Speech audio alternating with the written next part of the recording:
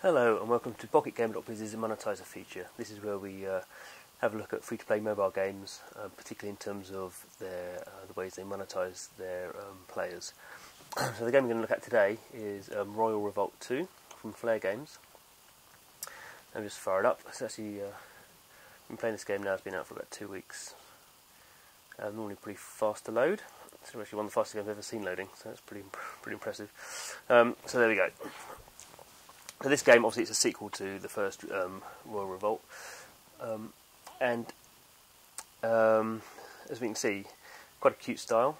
I mean, as we can see here, it's going to be it's kind of a city building type game within fixed locations in the city, and then quite elegantly integrated with a tower defense game. So I've been playing this for a while now, so let's see where we are. So this is basically here. This is my kind of base area.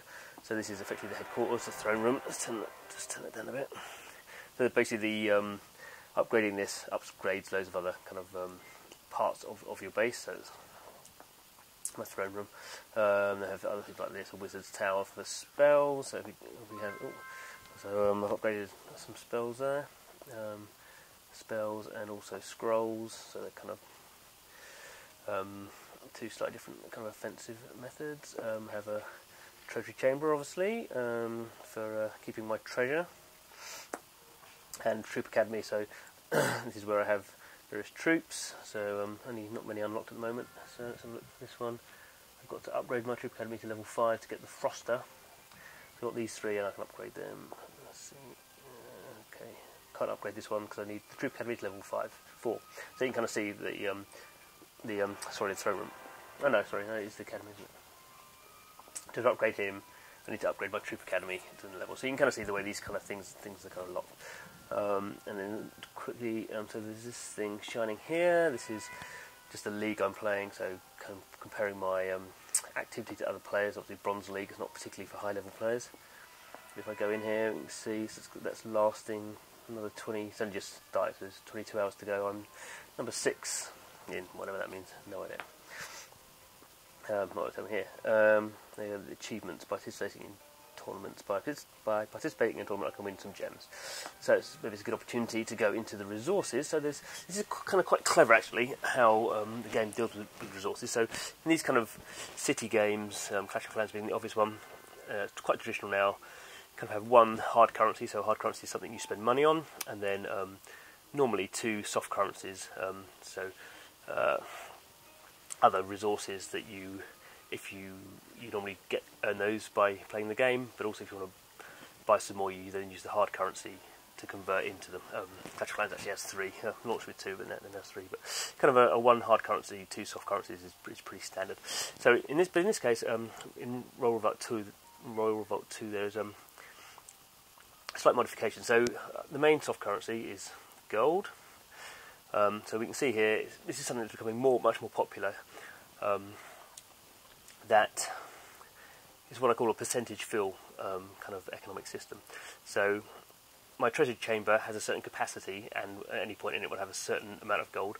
And then what I can do is I can buy. I don't buy a fixed amount, so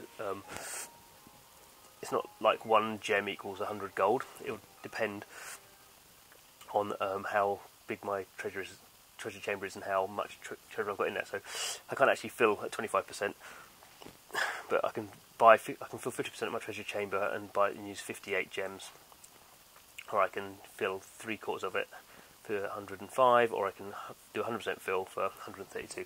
So this is something I've been looking at some articles on Pocket Gamer in our Monetizer column, looking about how the exchange rate changes over games. It's quite early, but it's kind of interesting that obviously as the game progresses and as your treasure capacity changes in the game, actually per dollar you're paying quite different amounts to do this currency transaction. That's more for the future. So I'm using gold to upgrade things. So these little guys, these taverns, they're my kind of gold creators. I've got 2 of them at the moment. So you see my gold going up there. And then the other thing I've got, obviously, this is the hard currency, this is the gem, so this is quite a nice little graphic here. So we can see here, typical thing. So 500 gems is £2.99, or that's $5. You know, going up to 20,000 gems for £69.99p or $99.99. And also I kind of see here, if I buy that one I get a worker for free. So again, with the Clash of Clans type games, it's a thing I've kind of called the third builder problem.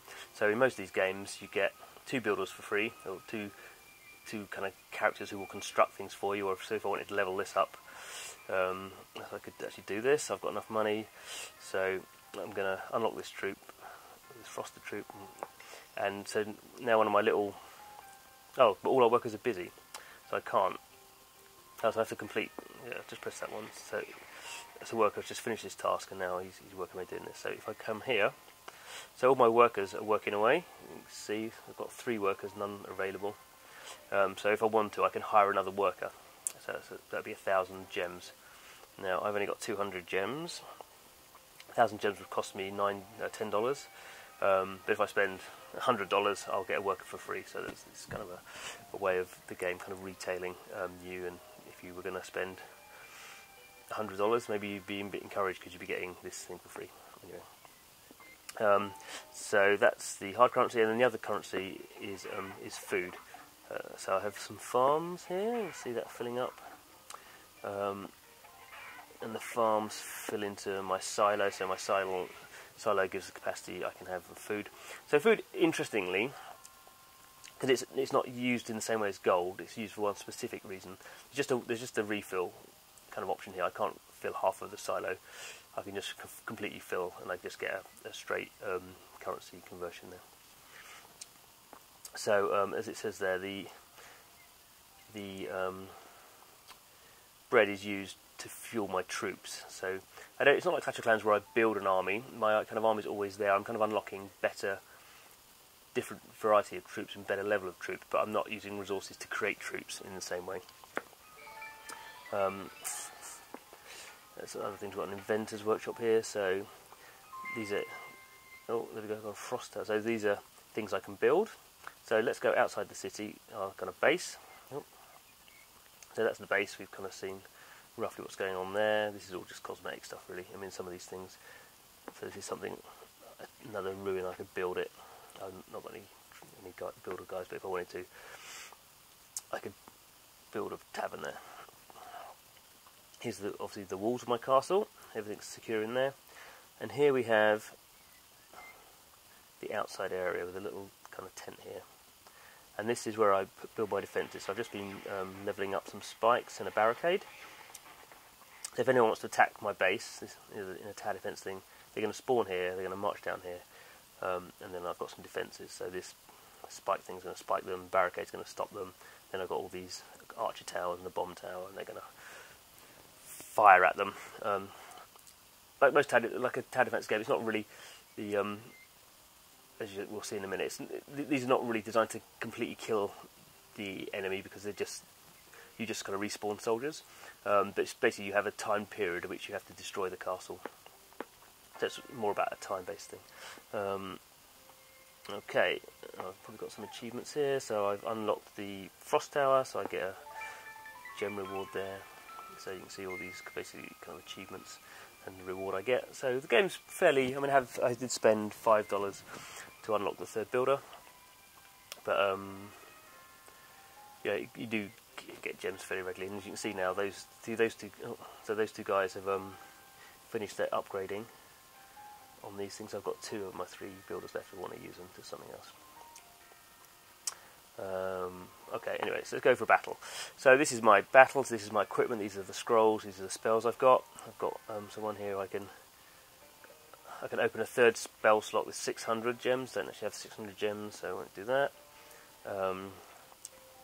And these are my troops. So again, I could unlock a third troop slot, 400 gems. Don't have 400 gems at the moment, won't do that. So at the moment I've got 2. So look at this guy here. This is his name, Quad N6. It shows me a little kind of schematic of his base. So I can see here it's pretty well defended. If I beat him, I get 29,000 gold. It'll cost me 51 bread to do it. That looks like quite a difficult job. I'm not so bothered. So I can just choose a new enemy, spend a small amount of gold, get a new enemy. And this guy. So I don't earn quite as much money. It's only 12,000.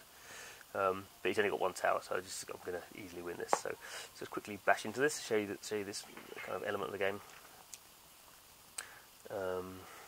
and a glorious victory, I hope. So this is my chap here. I kind of control him semi-actively, and then this is kind of my resource meter filling up. So I'm just going to, so that's full now. I'm just going to, yeah. So these are all my troops I just spawned. These are like pretty just straightforward soldier troops. I've got these spells. These are the spells we saw before. I'll just fire them off. They're on timers. And if I want to use these ones use the hard currency, the scrolls, which I try not to use. They put them there cleverly, so sometimes you tap on them by mistake. So here's that tower. So my guys are just going to go charging in there. We're going to kill that tower. I'm going to spawn some archers as well. You can see that's worth 1, and that's worth 2. So that's of these slots. So these guys are not directing them at all. They're just going along the path. I'll follow along. So here we've come to this guy's castle. So here we go. You can see it being destroyed. Pretty straightforward. And there we go. So even before my archers turned up, we've got a victory. So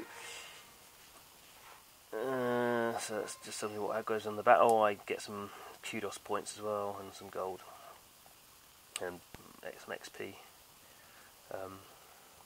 So that's kind of it, really. It kind of seems quite simple, but I think the really lovely thing about this game is the integration. So you've basically got, I mean, obviously graphically it looks great. It's obviously not a 3D camera in the sense that we can move the camera around, but it's 3D graphics.